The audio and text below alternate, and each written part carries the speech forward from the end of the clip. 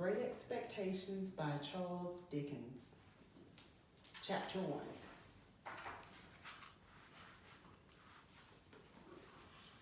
My father's name was Pirate, and my given Philip. But when I was a little boy, all I could manage to call myself was Pip. By that, I became known to everyone. I never saw either my father or my mother, but I used to visit their graves and read the names on their tombstones. We, my sister, Miss Jo Gargery, her husband, who was a blacksmith, and I lived in a marshy part of the country down by the river, within 20 miles of the sea. The first event I can remember most plainly happened on a cold afternoon toward evening when I was about 7. I was visiting the churchyard, as I often did, and reading on their tombstones the names of my father and my mother, Philip and Georgiana Pirate. In the distance were flat fields with cattle grazing on them, and beyond them the low dark line of the river. A cold wind was blowing in from the sea. For some reason, I felt afraid and began to cry. "Stop your noise," cried a terrible voice as a man jumped up from among the graves. "Keep still, you little devil, or I'll cut your throat." He was a dreadful-looking man, dressed in gray with a huge chain on his leg. He had an old rag tied around his head and worn shoes on his feet. He looked as though he had been soaked in water and smothered in mud and torn by briars. He limped and shivered and glared and growled. His teeth chattered as he seized me by the chin. "Oh, don't cut my throat, sir," I begged in terror. "Please don't do it, sir." "Tell me your name," said the man. "Quick." "Pip, sir." Once more, said the man, staring at me. "Speak up." "Pip, sir." "Show me where you live," said the man. "Point out the place." I pointed to our village, a mile or so away from the churchyard where we were. The man, after looking at me for a moment, turned me upside down and emptied my pockets. There was nothing in them but a piece of bread. Then he turned me right side up and made me sit on a tombstone while he ate the bread eagerly. "You young dog," he said, licking his lips, "what fat cheeks you have." Maybe they were fat, though at the time I was small for my age and not very strong. "Darn me if I could eat them," said the man with a shake of his head, "and if I haven't half a mind to do it." I expressed the hope that he wouldn't and held tighter to the tombstone on which he had put me, partly to keep myself on it and partly to keep myself from crying. "Now look at here," said the man. "Where's your mother?" "There, sir," I said. He jumped, started to run away, and then looked back over his shoulder. "There, sir," I explained timidly, pointing to a tombstone. "Georgiana, that's my mother." "Oh," said he, coming back, "and that is your father beside your mother?" "Yes, sir," I said to him. "Ha," he said. Then he asked, "Who do you live with, supposing you're allowed to live?" Which I haven't yet made my mind up about. "My sister, sir," said Pip, "Miss Jo Gargery, wife of Joe Gargery, the blacksmith, sir." "Blacksmith, eh?" And he looked down at his leg. After gazing at it and me several times, he came closer to my tombstone. He took me by both arms and bent me back as far as he could hold me. His eyes looked down into mine, and mine looked helplessly up into his. "Now look at here," he said. "The question is whether you're to be let live. You know what a fowl is, right?" "Yes, sir." "And you know what widows are?" "Yes, sir." After each question, he bent me over a little more so as to give a greater feeling of helplessness and danger. "You get me a fowl," he bent me over a little more, "and you get me widows. You bring them both to me, or I'll have your heart and liver out." I was dreadfully frightened and so dizzy that I clung to him with both hands and said, "If you would please, sir, let me stand up. Perhaps I could listen better." He dipped me back once more and then held me by the arms in an upright position on top of the tombstone as he went on. "You bring me tomorrow morning early that fowl and them widows. You bring them to the old seawall over there. You do that, and don't you dare say a word to anyone about you having seen a person such as me. Then I'll let you live. You fail in any way, no matter how small, and your heart and your liver shall be tore out, roasted, and ate. Now I ain't alone as you may think I am. There's a young man who's hid with me. Compared to him, I'm an angel. That young man hears the words I speak. A boy couldn't hide himself from that man. A boy might lock his door, might be tucked in bed, but that young man could creep into him and tear him open. I'm keeping that young man from hurting you at the present moment with great difficulty. Now, what do you say? I said that I would get him the fowl, and I would get him whatever food I could, and I would come to him at the seawall early in the morning. Say, Lord, strike you dead if you don't, said the man. I said so, and he took me down. Now he went on, you remember what you've undertook, and you remember that young man, and you go home. Good night, sir, I managed to say. He limped toward the low church wall, shivering with cold. He climbed over it like a man whose legs were numb and stiff, and then turned around to look for me. When I saw him turning, I ran toward home as fast as I could. But soon I looked over my shoulder and saw him going on toward the river. The marshes were just a long black line then, and the river another line. Not so broad and not so black. On the edge of the river, I could just barely see the only two black things in all the scene that seemed to be standing upright. One of them was a beacon by which the sailors steered their boats up the river. The other was a gibbet, with some chains hanging on it which had once held a pirate. The man was limping toward this latter, as if he were the pirate himself come to life and going back to hook himself up again. It gave me a terrible scare when I thought so. I looked all around for that horrible young man, and I could see no sign of him. But now I was frightened again and ran home without stopping. My sister, Miss Jo Gargery, was more than 20 years older than I. She had a hard and heavy hand which she used on both her husband and me. She was not a good-looking woman. I had the idea that she must have used her heavy hand to make Jo Gargery marry her. Jo was a mild, good-natured, easygoing fellow. He had blonde curly hair and pale blue eyes. My sister, Miss Jo, she had black hair and black eyes and very red skin. She was tall and bony and almost always wore an apron tied behind her with two loops. It had a bib in front that was stuck full of pins and needles.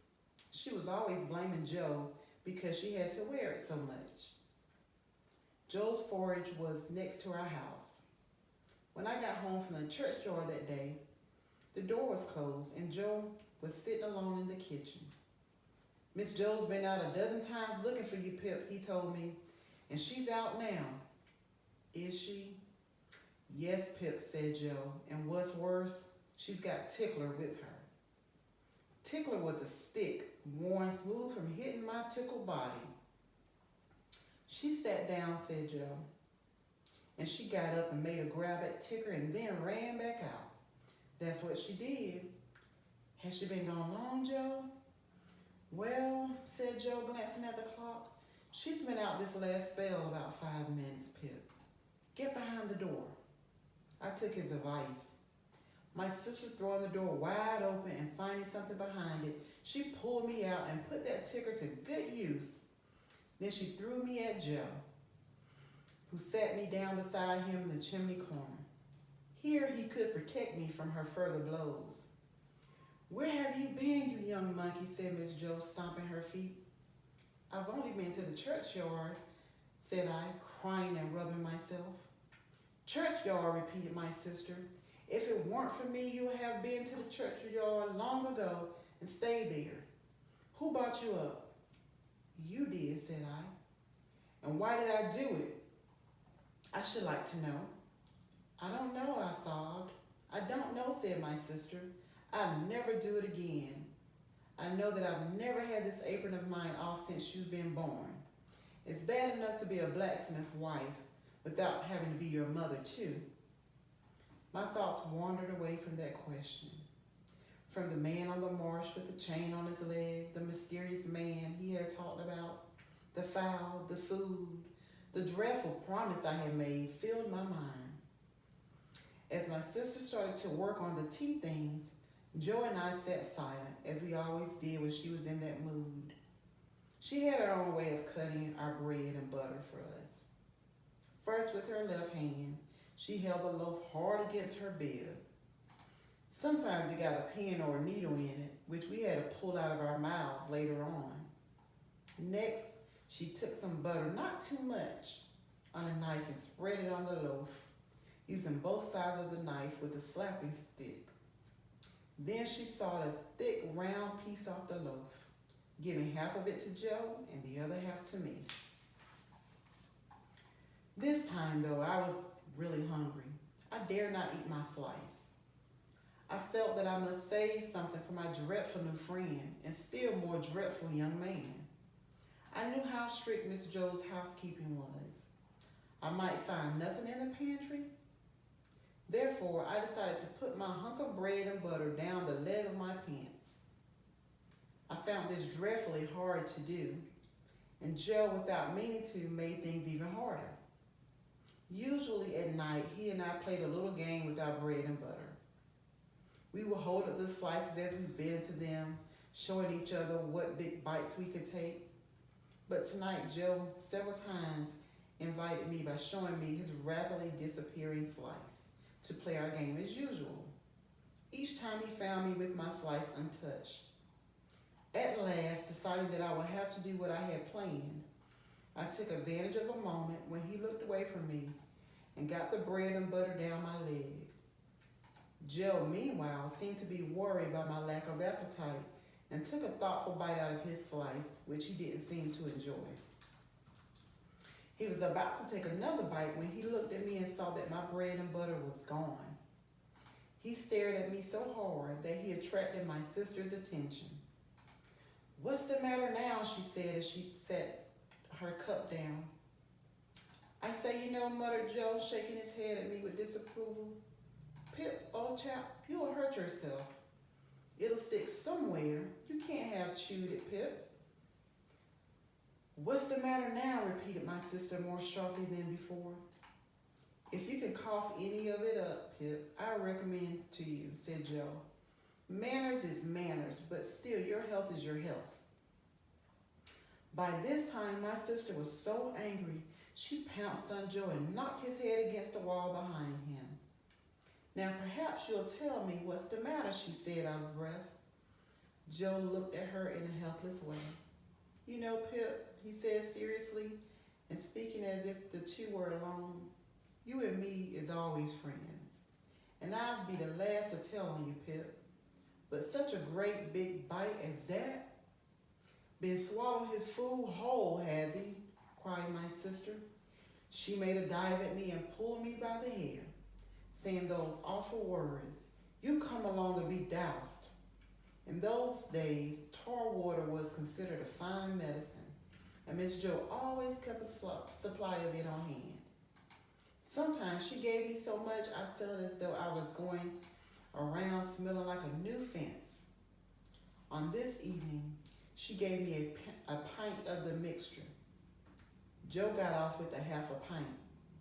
My sister thought he needed some because he had a shock over my manners. All through that evening, my conscience troubled me because I was going to rob Miss Joe. It never occurred to me that I was going to rob Joe, for I never thought of anything as being his. Added to my feelings of guilt was the trouble I had keeping one hand on my bread and butter as I sat down or when I ordered around the kitchen. Then, as the marsh winds made the fire glow, I thought I heard a voice outside of the man with the chains on his leg calling out that he couldn't starve until tomorrow but must be fed right now. At other times I thought, what if the young man who wanted my heart and liver should come for them tonight? My hair stood on end with terror. It was Christmas Eve, and I had to stir the pudding for the next day. I tried it with the load on my leg sliding down to my ankle. Finally, I was able to slip away to my attic bedroom and hide the bread and butter there. Then I went on with my stirring. When my task was finished and it was time for me to go to bed, I heard the sound of guns in the distance. "Ah," said Joe, "there goes another convict." "What does that mean, Joe?" said I. Miss Joe said crossly, "Escaped, escaped." "What's a convict?" I asked.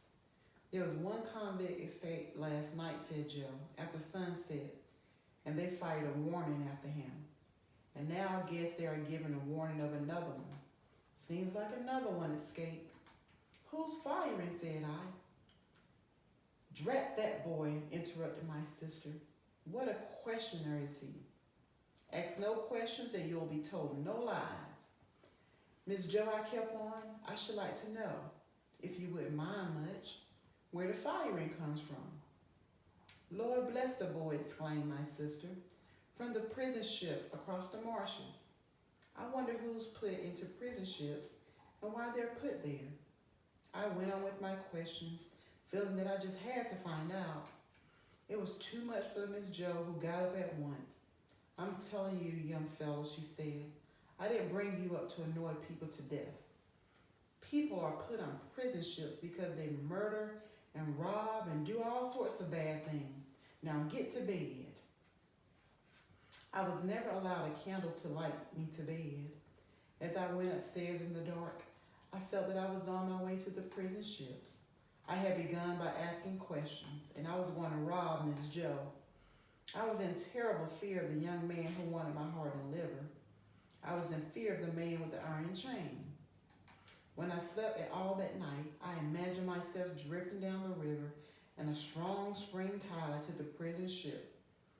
A pirate called out to me when I passed the gibbet that I had better come to shore and be hanged at once. I was afraid, so afraid that I didn't sleep much, for I knew that at first sign of dawn, I must rob the pantry. As soon as I could see a great light outdoors, I got up and went downstairs. Every board on the way squeaked, calling after me, "Stop, thief, and get up, Miss Joe." In the pantry, I had no chance to pick and choose, for I had no time to spare. Because of the holiday season, I found more food than usual. I stole some bread, some cheese, about half a jar of mincemeat, some brandy from a stone jug, a meat bone with very little meat on it, and a beautiful round pork pie. I nearly went away without the pie, but when I climbed up to see what had been put away so carefully in a covered dish in the corner, I found it. I took it, hoping that my sister did not plan to have it eaten until later, so it would not be missed right away.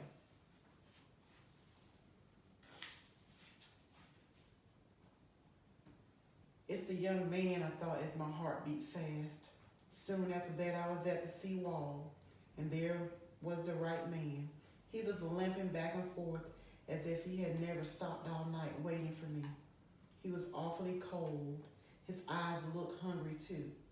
When I handed him the fowl and he laid it down on the grass, it occurred to me that he would not have tried to eat if he hadn't seen my bundle. He did not turn me upside down to get what I had. This time, he left me right side up while I opened the bottle and emptied my pockets. "What's in the bottle, boy?" said he. "Brandy," said I. He was already cramming the mincemeat down his throat, but he stopped to take some of the liquor. He shivered all the time, so hard that he could hardly keep the neck of the bottle between his lips without biting it off. "I think you have the chills. It's bad for you laying out here in the marshes." "I'll eat my breakfast before there's a death of me," he said. He was gobbling mincemeat, bread, cheese, and pork pie all at once. At the same time, he was staring at the mist all around us. Some sound that he might have imagined now gave him a fright. "You're not fooling me," he said. "You brought no one with you, did you?" "No, sir, no. And no directions to follow you." "No," he said. Well, I believe you. You'd be a bad young dog indeed if you could help to catch a poor man hunted nearly to death as I am. He ran his rugged sleeves down over his eyes. Feeling sorry for him, I was brave enough to say, I'm glad you enjoyed it. Chapters 1 and 2 of Great Expectations.